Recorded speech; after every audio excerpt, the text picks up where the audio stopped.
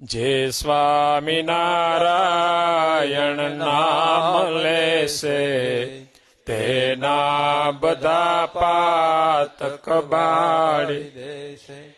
છે નામ મારા શ્રુતિમાં અનેક સર્વોપરી આજ ગણાય એક.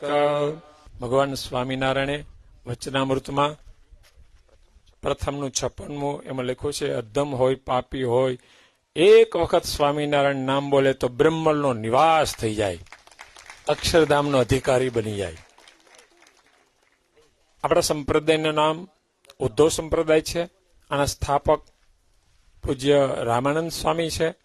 વૃંદાવનમાં આ ઉદ્ધવ સંપ્રદાયની સ્થાપના થઈ છે. પણ ભગવાન સ્વામિનારાયણે આ જગ્યાએ સ્વામિનારાયણ મંત્ર આપ્યો ત્યારથી ઉદ્ધવ સંપ્રદાયને કોઈ ઓળખતો નથી. સ્વામિનારાયણ